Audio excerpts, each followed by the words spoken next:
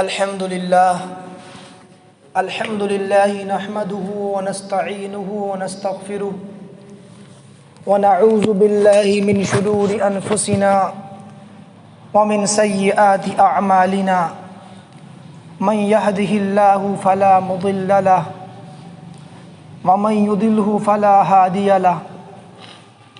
ونشهد أن لا إله إلا الله وحده لا شريك له ونشهد أن سيدنا محمدًا عبده ورسوله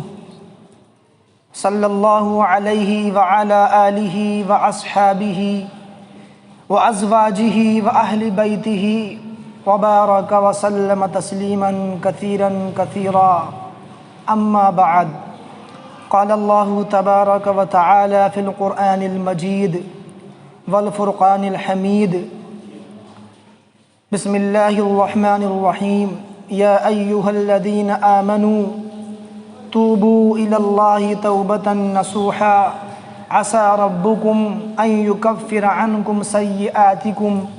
ويدخلكم جنات تجري من تحتها الأنهار صدق الله العلي العظيم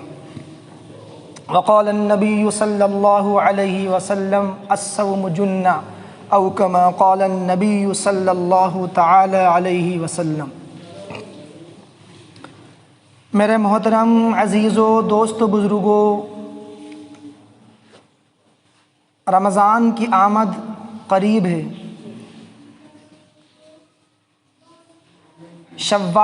شعبان کا مہینہ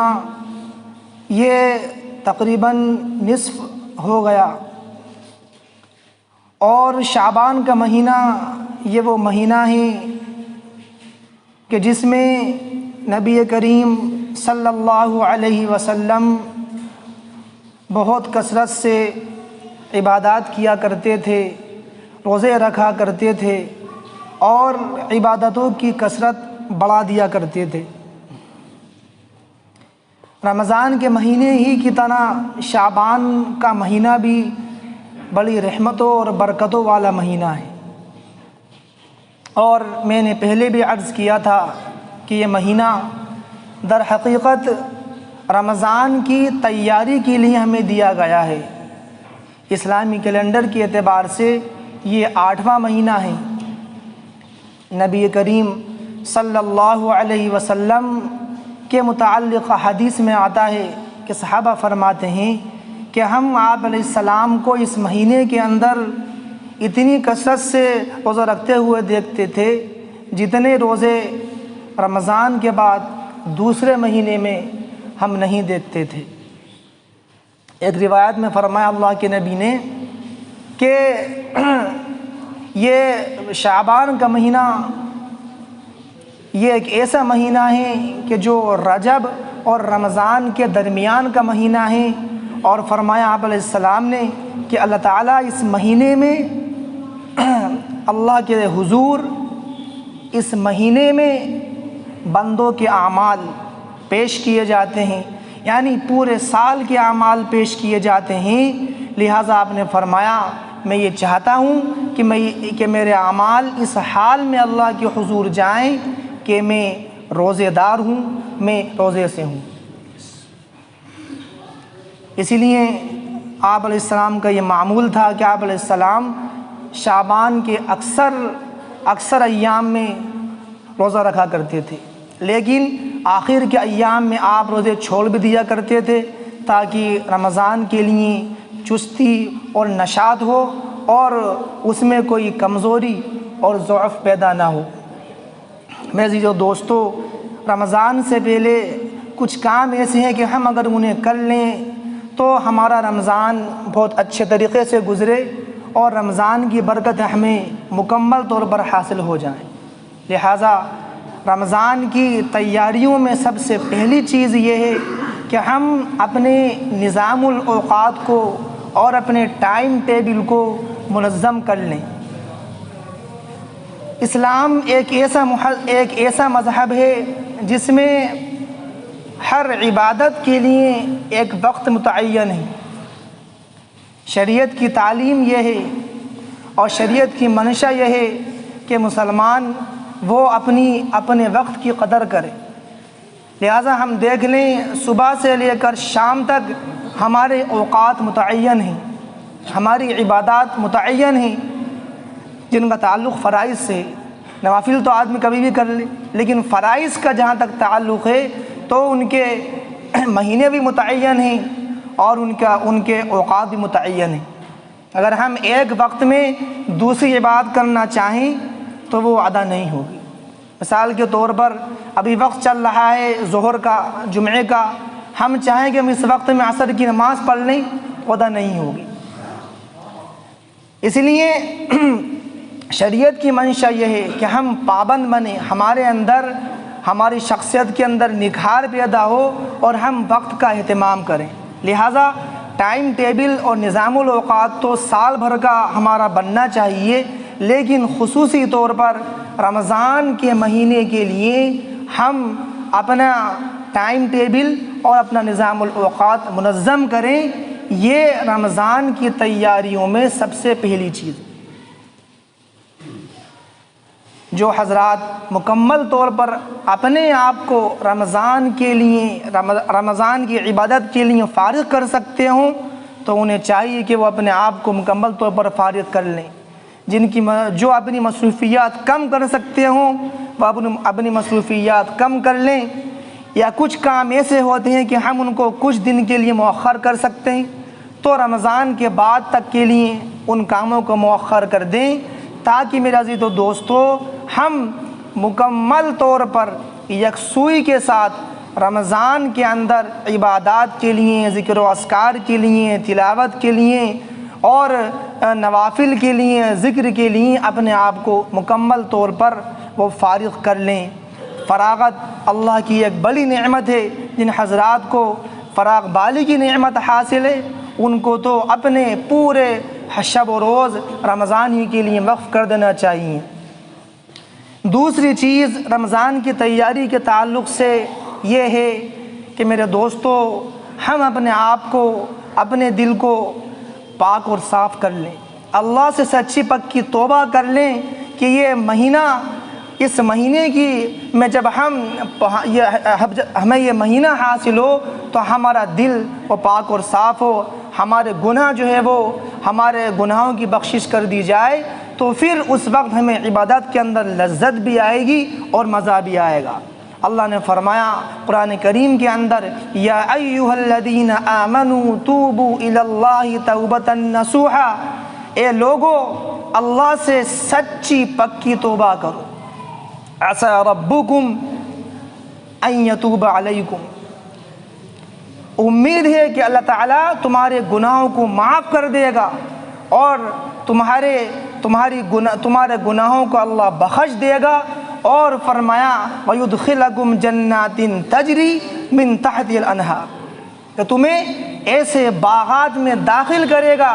جس کے نیچے سے نہریں بہتی ہوں گی اور نہریں جاری ہوں گی اور دودھ کی نہریں ہوں گی اور شہد کی نہریں ہوں گی، اور فرمایا کہ پاک شراباً طہورا، پاک اور صاف وہ پانی ہوگا، اور ایسی بے شمار نعمتیں ہوں گی جو اللہ تعالیٰ اپنے بندوں کو عطا کریں گے، ان نیک بندوں کو جنہوں نے ایمان اور اعمال صالحہ کے ساتھ زندگی گزاری ہوگی۔ ایسی نعمتیں ملیں گی جس کے بارے میں فرمایا ما لا عین رأت ولا اذن سمعت ولا خطر علی قلب بشر، کہ ایسی نعمت جس کو نہ کسی آنکھ نے دیکھا، ایسی نعمتیں جس کو نہ کسی کان نے سنا اور نہ کسی انسان کے دل پر جنت کی ان نعمتوں کا خیال بھی گزرا۔ اس لیے میں عزیزو دوستو رمضان کی تیاری کا دوسری سب سے بڑی چیز یہ ہے کہ ہم اپنے گناہوں کی اللہ سے معافی تلافی کر لیں، اپنے گناہوں پر روئیں تاکہ ہمارا دل پاک اور صاف ہو جائے۔ توبہ کے اندر یہ چیز شامل ہے کہ اپنی گزشتہ زندگی پر آدمی نادم ہو، شرمندہ ہو، آئندہ گناہ نہ کرنے کا عزم ہو اور گناہ پر اصرار نہ ہو، اور توبہ کے اندر یہ چیز بھی داخل ہے کہ اگر کسی کا حق ہمارے ذمے ہے تو اس حق کی ادائیگی ہو، اس حق کو ادا کرنے کی کوشش ہو اور فکر ہو۔ کسی کا مال دبایا ہے، کسی کو ستایا ہے، کسی کو تکلیف دی ہے، کسی کا مال غصب کیا ہے، کسی کی زمین لی ہے، تو میرے دوستو اس حق والے کو اس کا حق ادا کرنا یہ بھی توبہ کے قبولیت کی شرطوں میں سے۔ ہم سوچتے ہیں خالی ہم نے اللہ توبہ کر لیا اس سے توبہ ہو گئی، نہیں میرے دوستو، گناہوں پر شرمندگی بھی ہو، گناہوں پر ندامت بھی ہو، آئندہ نہ گناہ کرنے کا عزم بھی ہو، اور اسی کے ساتھ ساتھ لوگوں کے جو حقوق ہم سے متعلق ہیں ان کے حقوق کی بھی ادائیگی ہو۔ جب ہم ایسا کر لیں گے تو انشاءاللہ اللہ کے نزدیک توبہ وہ مقبول ہوگی۔ یہ بات بھی یاد رکھنا چاہیے کہ مخلوقات کا اور لوگوں کا حق تلف کر اور لوگوں کا حق دبا کر میرے دوستو اللہ کی معرفت، اللہ کی محبت وہ حاصل نہیں ہو سکتی۔ اس لیے توبہ کے شرائط میں یہ بھی اہم ترین چیز ہے کہ ہمارے ذمے جو لوگوں کے حقوق ہیں، ہم سے غلطیاں ہو گئیں، کوتاہیاں ہو گئیں، میرے دوستو یاد ہو اس حق کو واپس، کسی کا مال لیا ہے تو اس کا مال واپس کرنے کی فکر ہو، کسی کی زمین دبائی ہے تو اس کو اس کی زمین واپس دینے کی فکر ہو، ورنہ کم سے کم معافی تلافی کر آدمی اپنے ذمے سے وہ بری ہو جائے تاکہ اس کا دل پاک اور صاف ہو جائے۔ اور جب رمضان کی بابرکت ساعتیں اور بابرکت گھڑیاں میرے دوست ہمیں حاصل ہوں تو ہمیں اس میں عبادت میں لذت حاصل ہو سکے۔ اس لیے کہ اگر دل صاف ہوتا ہے تو اس میں خیر کی بات بھی اثر کرتی ہے، اور اگر دل میں گندگی ہوتی ہے، دل میں اگر میل ہوتا ہے تو پھر خیر کی بات بھی اثر نہیں کرتی۔ مثال کے طور پر دودھ کتنی پاکیزہ چیز ہے، دودھ کتنی بابرکت چیز ہے، جس کا ذکر اللہ کے نبی نے فرمایا، اور اس کے بارے میں اللہ کے نبی نے دعا بھی ہے۔ دوسری کسی بھی چیز کے بارے میں دعا نہیں، لیکن اللہ کے نبی نے دودھ کی افادیت اور دودھ کی اہمیت کے تحت اس کو دعا فرمائی، اللہم بارک لنا فیہ وزدنا منہ، اے اللہ ہمیں اس میں برکت دے اور یہ اس میں زیادتی فرما۔ وہ دودھ جیسی بابرکت چیز، طاہر چیز، اگر وہ کسی گندے برتن میں ڈال دی جائے تو میرے دوست بتاؤ وہ دودھ وہ صحیح ہوگا یا خراب ہو جائے؟ یقیناً وہ دودھ پھٹ جائے گا اور وہ خراب ہو جائے گا اور وہ پینے کے قابل نہیں رہے گا۔ ایسے ہی میرے دوستو ہمارے دل کے اندر اگر گناہوں کی آلودگی ہے، معصیت ہے، اللہ کی نافرمانی ہے، تو پھر اس دل کے اندر خیر کی بات وہ اثر نہیں کرے گی۔ اس لیے اپنے دل کو پاک اور صاف کرنا اور اپنے دل کو ہر قسم کے صغیرہ کبیرہ اور ہر قسم کے معصیت سے پاک اور صاف کرنا یہ بھی ہمارے لیے ضروری ہے۔ توبہ تو آدمی کو ہمیشہ کرتے رہنا چاہیے، لیکن خاص طور سے کچھ اہم مواقع ہوتے ہیں کہ ان آدمی اس کا دھیان رکھے۔ رمضان کے مواقع ہیں، حج اور عمرہ کے مواقع ہیں کہ یہ موقع ایسے ہوتے ہیں کہ اللہ کی رحمت بندوں کی طرف متوجہ رہتی ہے۔ اسی میں یہ دوستو رمضان کی تیاریوں کے تعلق سے دوسرا اہم کام میں نے عرض کیا کہ اللہ سے سچی پکی توبہ کر لی جائے۔ ایسے ہی تیسرا کام یہ ہے کہ رمضان کے آنے سے پہلے ہم رمضان سے اپنی ضروریات سے متعلق جو چیزیں ہیں ہم ان کی خریداری کر کے فارغ ہو جائیں۔ رمضان سے پہلے جو چیزیں ضروری ہیں جن کا تعلق ضروریات سے ہے، آدمی کے کپڑے ہیں، لتے ہیں، جوتے ہیں، جو بھی چیزیں ہیں ان سے گھر کا راشن ہے، کھانے پینے کی اشیاء ہیں، ان کو خرید کر ہم فارغ ہو جائیں تاکہ رمضان کے مہینے میں ہمارا قیمتی وقت بازاروں میں ضائع نہ ہو اور بازاروں میں برباد نہ ہو۔ عام طور پر دیکھا یہ جاتا ہے کہ رمضان شروع ہوتے ہی ہماری گھر کی خواتین جو ہے وہ بازاروں میں چلی جاتی ہیں اور بازاروں کو زینت بخشتی ہیں۔ میرے دوستو کتنا اچھا ایسا نظام بن جائے کہ ہم اپنے ساری جتنی بھی ضروری چیزیں ہیں ان کو ہم رمضان سے پہلے ہی خرید لیں اور ہمارا ایک بڑا وقت وہ ضائع ہونے سے بچ جائے۔ ایسے ہی مزید دوستو، رمضان کی تیاریوں کے تعلق سے چوتھی بات یہ ہے کہ ہمیں رمضان کی فضیلت کا ہمیں علم بھی ہو، ہمیں اس کے مسائل کا بھی علم ہو۔ اس کے لیے ہم اپنے گھروں کے اندر فضائل رمضان کی تعلیم کریں، اپنے بیوی کو، بچوں کو، گھر والوں کو بٹال کر فضائل کی تعلیم کریں۔ آج ہمیں پتہ نہیں، ہم تو پھر بھی کسی بھی درجے میں سن لیتے ہیں، لیکن ہماری خواتین کو، ہمارے بچوں کو دین کی باتیں بہت کم سننے کے مواقع حاصل ہوتے ہیں۔ لہٰذا جو پڑھے لکھے حضرات ہیں انہیں تو یہ چاہیے کہ وہ رمضان سے پہلے اپنے گھروں کے اندر فضائل رمضان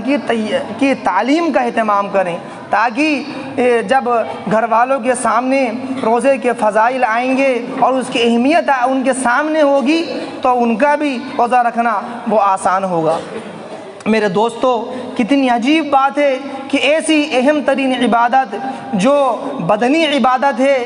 ہم میں سے ایک بڑا طبقہ ایسا ہے کہ وہ اسے چھوڑ دیتا ہے۔ معمولی بہانوں کی وجہ سے اور عذروں کی بنا پر ہم روزوں کو چھوڑ دیتے ہیں۔ پورے سال میں صرف ایک مہینہ ہم سے مطالبہ ہے کہ ہم روزوں کا اہتمام کریں، لیکن ہم اپنی کوتاہی کی وجہ سے میرے دوستو ان فرض روزوں کو چھوڑ دیتے ہیں۔ علماء نے لکھا ہے کہ اگر آدمی رمضان کے ایک فرض روزہ بغیر کسی عذر کے چھوڑ دے اور اس کی تلافی میں پورے سال بلکہ زندگی بھر اگر روزے رکھتا رہے تو وہ اس رمضان کے ایک فرض اور ایک روزے کے ثواب کو نہیں پہنچ سکتا۔ اب اندازہ لگائیں کتنی اہمیت ہے رمضان کے ایک روزے کی، لہٰذا اس کی بھی فکر ہو۔ ایسے ہی عزیز و دوستو، شعبان کے مہینے میں رسول اکرم صلی اللہ علیہ وسلم کا معمول تھا کہ آپ علیہ السلام صحابہ کو وعظ فرمایا کرتے تھے، اور صحابہ فرماتے ہیں کہ شعبان کے آخر ایام میں، آخر دنوں میں نبی کریم صلی اللہ علیہ وسلم نے ہمیں وعظ فرمایا اور فرمایا کہ تم پر ایک بابرکت مہینہ آنے والا ہے، تم پر ایک بہت رحمتوں والا مہینہ آنے والا ہے۔ آپ نے فرمایا اس میں ایک رات ایسی ہے جو 1000 مہینوں سے بہتر ہے، لیلۃ القدر خیر من 1000 شہر۔ جو بندہ اس میں عبادت کرتا ہے اسے 1000 رات عبادات کرنے سے وہ افضل ہے، لہٰذا تم اس کے روزوں کو رکھو۔ اور آپ نے فرمایا کہ جو بندہ اس مہینے کے اندر کوئی نفلی عبادات کرتا ہے، کوئی نفل پڑھتا ہے تو اللہ تعالیٰ اس کو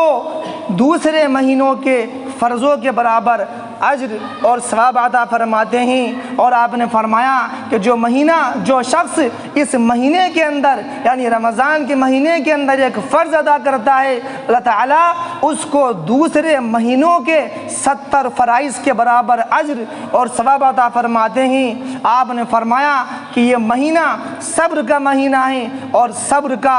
بدلہ وہ جنت ہے۔ آپ نے فرمایا کہ یہ مہینہ غمخواری کا مہینہ ہے، یہ مہینہ غریبوں کے ساتھ ہمدردی کا مہینہ ہے، یہ مہینہ غریبوں کی مدد کا مہینہ ہے۔ تم میں سے جس کی استطاعت ہو اسے چاہیے کہ وہ لوگوں کو افطار کرائے، اور آپ نے بہت طویل حدیث ہے، آپ نے اس میں افطار کرانے کی اہمیت بھی آپ نے بیان فرمائی۔ لہٰذا میرے دوستو ہمیں چاہیے کہ ہم ان 4 کاموں کا اہتمام کریں رمضان کے آنے سے پہلے۔ میں نے عرض کیا سب سے پہلے رمضان کی تیاری کے لیے سب سے پہلی چیز یہ ہے اپنا نظام الاوقات بنائیں، اپنا ہم ٹائم ٹیبل بنائیں، اپنے کاروبار کی مصروفیات کو کم کریں۔ دوسری چیز سچے پکے دل سے اللہ سے توبہ کریں تاکہ ہمارا دل پاک اور صاف ہو جائے۔ تیسری چیز رمضان کے آنے سے پہلے جو چیزیں ضروری ہیں ان کی خریداری کر کے ہم فارغ ہو جائیں تاکہ ہمارا وقت محفوظ رہے اور وہ وقت ہم عبادات کے اندر لگائیں۔ چوتھی چیز جو میں نے عرض کی وہ یہ ہے کہ اپنے گھروں کے اندر فضائل رمضان کی وہ تعلیم کا اہتمام ہو تاکہ ہماری خواتین اور بچوں کو بھی رمضان کی اہمیت اور فضیلت پتہ چلے۔ اللہ تعالیٰ مجھے بھی اور آپ کو بھی ان تمام باتوں پر عمل کرنے کی توفیق عطا فرمائے۔ وآخر دعوانا ان الحمد للہ رب العالمین۔